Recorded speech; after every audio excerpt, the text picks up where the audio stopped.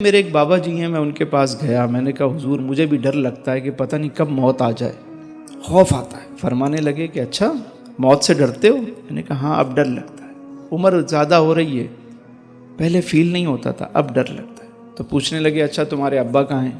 میں نے کہا وہ تو چلے گئے۔ نانا کہاں ہیں؟ میں نے کہا وہ بھی وہاں چلے گئے۔ نانی کہاں ہیں؟ وہ بھی چلے۔ دادا کہاں ہیں؟ وہ بھی چلے گئے۔ دادی کہاں ہیں؟ میں نے کہا خالو کہاں ہیں؟ چاچا کہاں ہیں؟ میں نے کہا سب چلے گئے۔ تایا کہاں ہیں؟ میں نے کہا سب گئے۔ کہنے لگے تو پھر ڈر کس بات کا؟ بھائی تم بھی چلے جاؤ گے تو انہی کے پاس جاؤ گے نا جہاں سارے ہیں، آدھے سے زیادہ خاندان تو وہاں ہیں، اور جو تھوڑا بہت رہ جائے گا وہ بھی پیچھے ایک ایک کر کے آ ہی جائے گا، تو ڈرنا کس بات کا ہے؟ پھر فرمانے لگے اچھا یہ بتاؤ تمہارے بابا کہاں ہیں؟ خواجہ کہاں ہیں؟ میں نے کہا وہ بھی وہیں۔ غوث کہاں ہیں؟ میں نے کہا وہ بھی وہیں ہیں۔ میں نے پھر ڈر کس بات کا؟ پھر ڈر کس بات کا؟ کہنے لگے ایک نسخہ بتاؤں آپ کو؟ میں نے کہا بتائیے۔ انہوں نے ایک نسخہ دیا مجھے، وہ میں چاہتا ہوں آج آپ کو بھی دے دوں، اور اس پہ عمل کر کے دیکھیں، آپ کو بہت لطف آئے گا۔ عمل کریں گے؟ فرمانے لگے بیٹا روز ان کو نا جو چلے گئے دنیا سے، ان کو روز ایک تحفہ پیش کر دیا کرو۔ میں نے کہا تحفہ کیسے؟ کہنے لگے کوئی گفٹ بھیجا کرو۔ گفٹ؟ میں نے کہا گفٹ کون سا؟ ٹی سی ایس سے بھیجوں؟ کہاں سے بھیجوں؟ کون لے کے جائے گا؟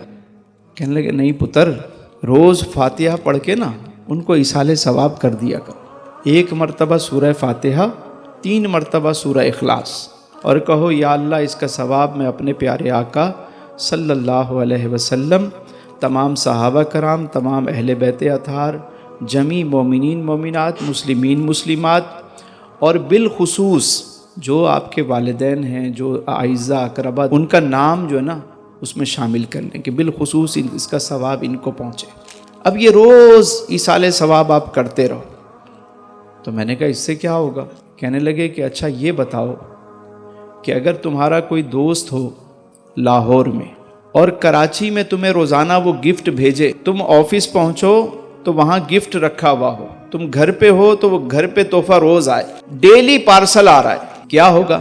میں نے کہا میں تو بڑا خوش ہوں گا۔ کہنے لگے کہ روزانہ وہ دوست تمہیں تحفہ بھیجتا ہے، ایک بہترین بکے ہے، خوبصورت بکے آتا ہے، گفٹ آتا ہے، آپ روزانہ اس کو انجوائے کرتے ہو، اور ایک دن آپ کو پتہ چلے کہ آپ کا وہ دوست جو لاہور میں ہے، جو روزانہ آپ کو تحفہ بھیجتا ہے، آج وہ خود آ رہا ہے، آپ کیا کرو گے؟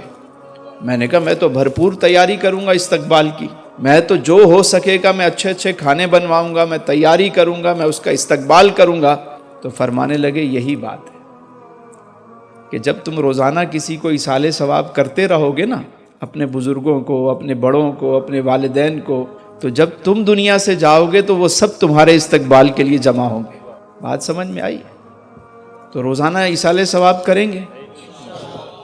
روز کیجیے۔ پھر یہ ہوتا ہے کہ جیسے آپ نے شروع کیا اور آپ کو 2-4 نام یاد آ گئے کہ بھئی یہ چلے گئے، ان کو بھی میں ان کا نام لے لیتا ہوں، بالخصوص فلاں فلاں فلاں لے لیا۔ اب آپ کو خبر ملی یار فلاں بندے کا انتقال ہو گیا، وہ بھی آپ کا دوست تھا یا دوست کے والد تھے یا والدہ تھی، اس کا نام بھی اس فہرست میں شامل کر لیں۔ پتہ چلا یار فلاں بندے کا نام بھی شامل ہو گیا، وہ بھی چلا گیا، اس کو بھی اس فہرست میں شامل کر دیں۔ آہستہ آہستہ آہستہ آپ کی یہ فہرست بڑی ہونا شروع ہو جائے گی۔ اس کے گھر والے شاید بھول جائیں اس کو، لیکن آپ روزانہ اس کو ایصال ثواب کر رہے ہوں گے۔ اور جب ایسا بندہ دنیا سے جاتا ہے نا، جو سب کے لیے ایصال ثواب کرتا رہتا ہے، نماز پڑھتا رہتا ہے، نیک کام کرتا رہتا ہے، نیک انسان جب دنیا سے جاتا ہے تو پاک فرشتے، وہ معصوم فرشتے پوری جماعت کی صورت میں آتے ہیں، اس کا استقبال کرتے ہیں، اس کو پورے طریقے سے پروٹوکول سے لے کے جاتے ہیں۔ قرآن کریم کہتا ہے یا ایتھا النفس المطمئنہ ارجعی الی ربک راضیۃ مرضیہ فادخلی فی عبادی وادخلی جنتی۔ اے پاک روح آجا، باہر آجا، اب چلنے کا ٹائم آ گیا تیرا۔ تو بڑے طریقے کے ساتھ اس کو لے کر جاتے ہیں اعلیٰ علیین کی طرف۔ اچھے کام کا ہمیشہ اچھا نتیجہ ہے، موت بھی اچھی ہو جائے گی اور زندگی بھی اچھی ہو جائے گی۔ اللہ تعالیٰ آپ سب کو آسانیاں عطا فرمائے اور آسانیاں تقسیم کرنے کا شرف عطا فرمائے۔